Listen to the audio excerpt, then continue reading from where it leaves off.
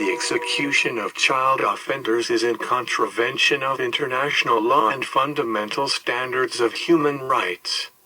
The prohibition of the execution of juveniles is referenced in a number of international treaties, declarations, and statements by international bodies, in addition to the laws of the majority of nations.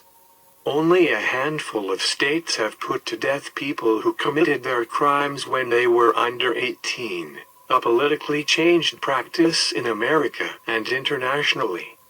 The last person executed in the United States for crimes committed as a juvenile was Scott Allen Hain. Scott Hain was born on June 2, 1970, in Tulsa, to Don Hain and Aleta Hain. The Hains married in 1966, had a daughter, Shawn, in 1968, and had Scott 2 years later. His mom, Aleta Hain, dropped out of school in the 9th grade and worked in a variety of jobs. She was a heavy drinker. Aleta Hain was, at the time of Hain's first trial, under court-ordered alcoholism treatment, having been arrested for driving under the influence 3 times in 2 years. Don Hain, a painter by profession, was also a very heavy drinker, and did not spend much time at home. Aleta Hain would prepare dinner for her husband when he was home, and after dinner join him at a local bar. Hain and his sister Shawn fended for themselves. They did their homework by themselves and put themselves to bed. Scott Allen Hain was held back in the 1st grade, an early sign of possible developmental difficulties. Problems at home grew. Hain reports that his father would hit him on the arms and legs with a wooden paddle. At about the time Hain was in the 3rd grade, a 16-year-old babysitter sexually abused him and his sister. Hain was again held back in the 5th grade. Don Hain, his father, introduced Scott Allen Hain to marijuana when he was 9 or 10 years of age. 2 or 3 years later the family moved to Texas, in an attempt to escape debts. Hain began to smoke marijuana more regularly. Hain began to get into more trouble, so leaving his family in Texas, he moved back to Tulsa to live with a family friend, Lou Mayfield. While in Tulsa with Miss Mayfield, Hain avoided trouble and stayed in school. Miss Mayfield's influence was positive. Although the various records do not reflect the exact age at which Hain lived with Miss Mayfield, it appears that he did so after leaving Texas at around age 12 to 13. Hain's family moved back to Tulsa about a year later, in approximately 1984, and Hain moved back into the family home. It was at this juncture Hain began to get into more serious trouble.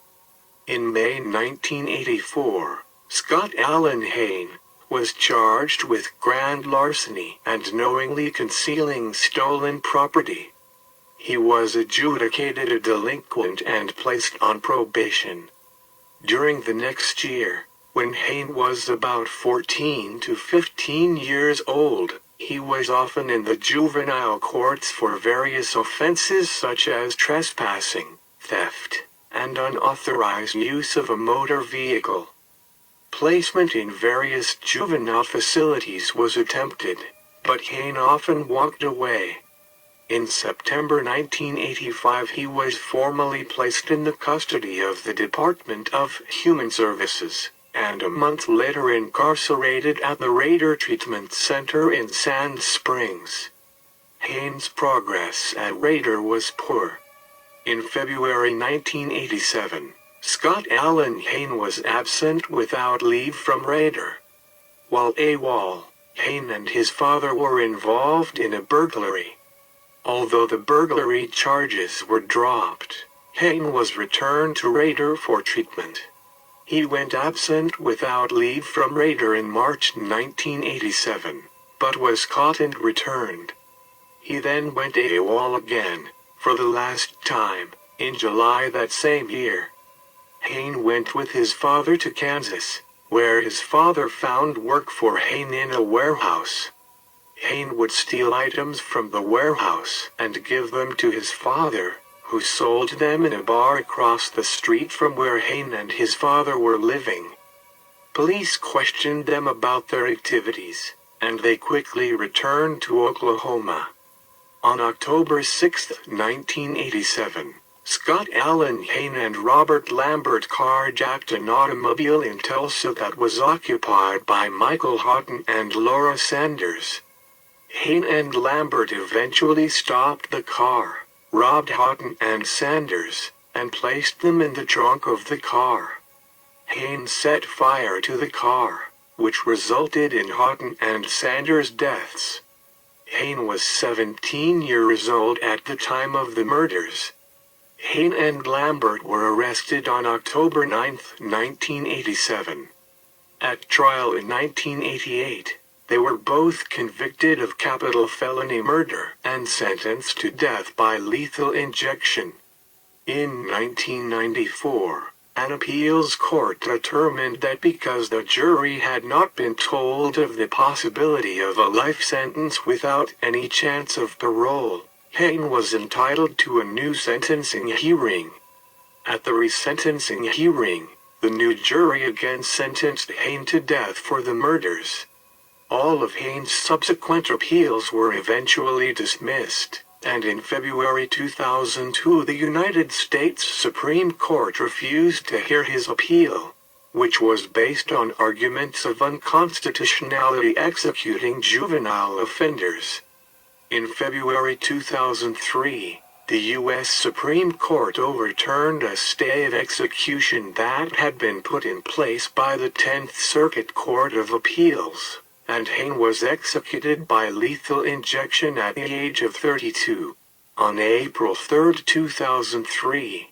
He was the 60th person executed by Oklahoma since 1976 when the death penalty was reinstated by the United States Supreme Court.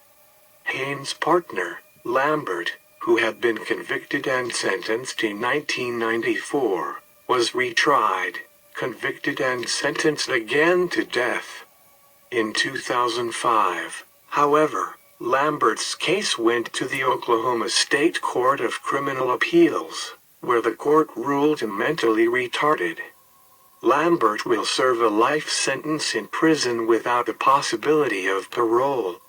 Thank you for watching Death Row.